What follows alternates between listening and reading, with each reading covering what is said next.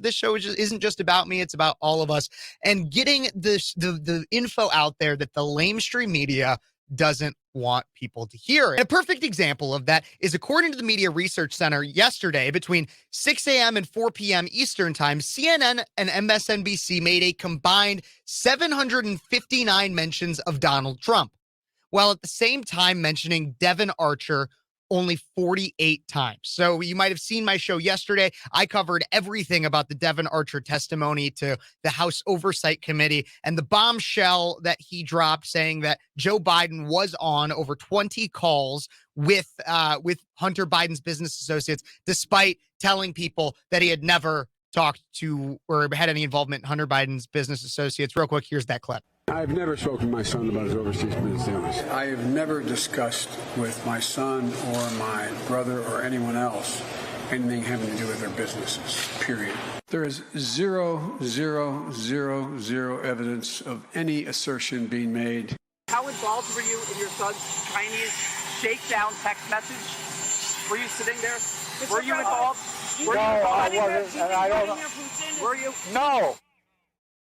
No, he wasn't involved, but Devon Archer, like I said, revealed yesterday in congressional testimony to the House Oversight Committee that, yes, Joe Biden was involved in some way on over 20 phone calls. And now the liberal media obviously was not covering that. As I said, they made a combined mention of Donald Trump yesterday 759 times, CNN and MSNBC, while at the same time only mentioning Devon Archer just 48 times.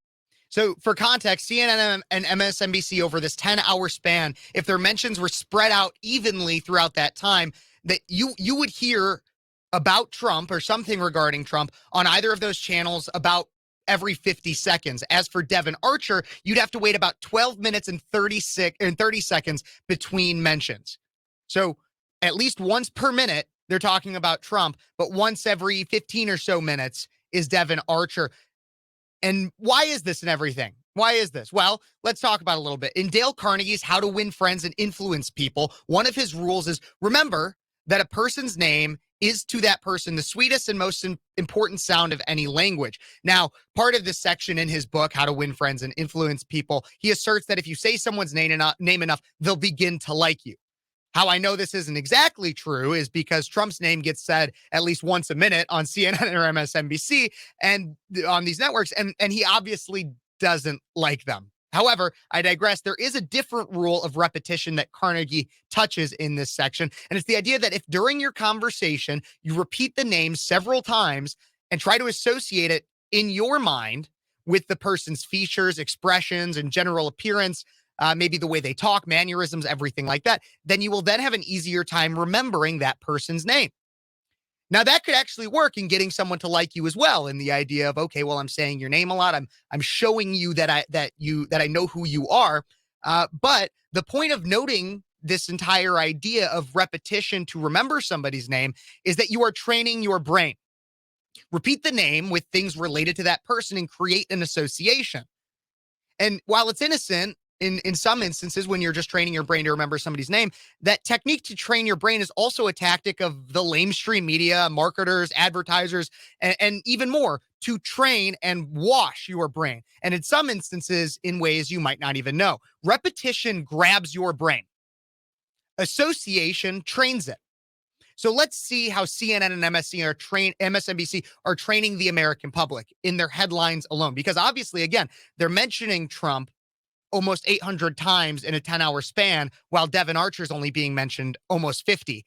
And so what exactly are they trying to associate Trump with when they're mentioning him all this time? Well, I took some of the headlines from MSNBC and CNN within the last day. And so let's look to see exactly what it says. So here's one from MSNBC right here. You can see on screen. It says 2 indictments and 1 insurrection later, GOP voters still think Trump is fun.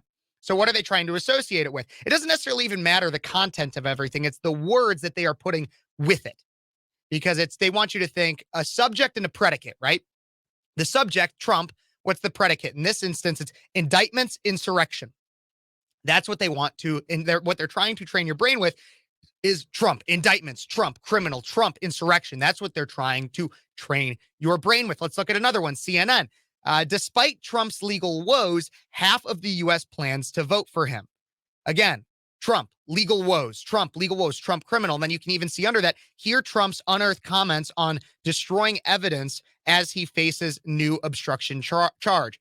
Trump, obstruction, Trump, destroying evidence. That's what they are trying to do. Train your brain and wash it. If you're from the Chicagoland area, you probably know things like this. If you've ever heard the Cars for Kids, 1877 Cars for Kids.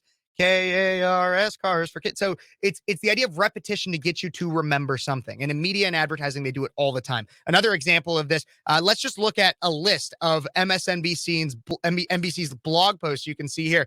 So you can see here, Trump tried to say CNN reporting compared him to Hitler. Here's how that held up in court.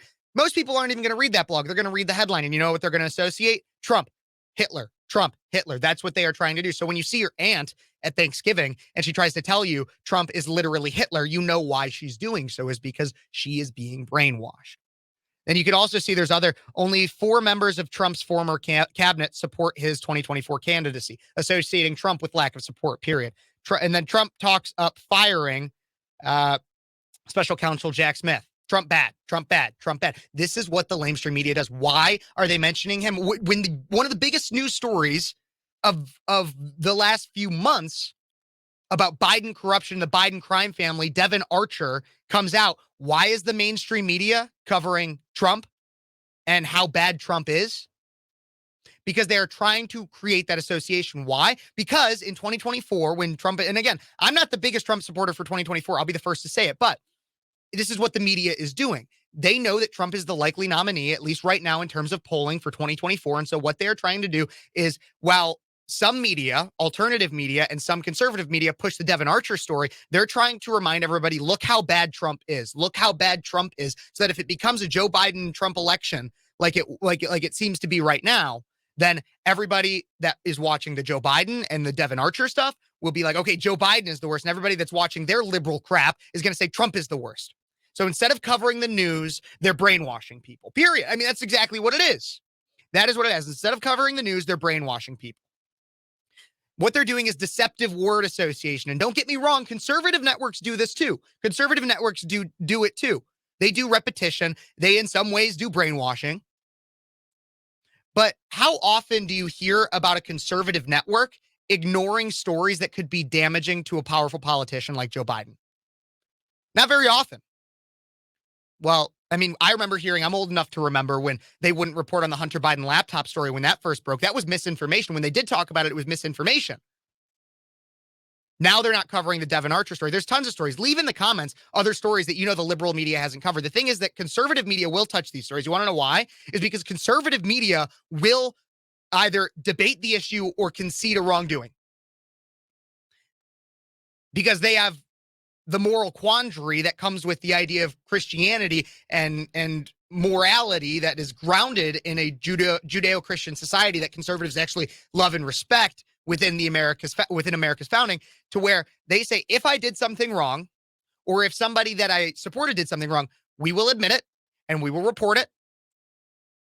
Or if you were saying you did something wrong, but it's a witch hunt or it was a setup, we are going to report that as well. You look at the news sources like Fox, Daily Wire, The Blaze, all of them covered January 6th, the 2020 election, the hearings about January 6th, Trump impeachments, etc., all of it. And they allowed people to come on to debate both sides. Again, depending a little bit on which media source you looked at, but for the most part, that's what they did.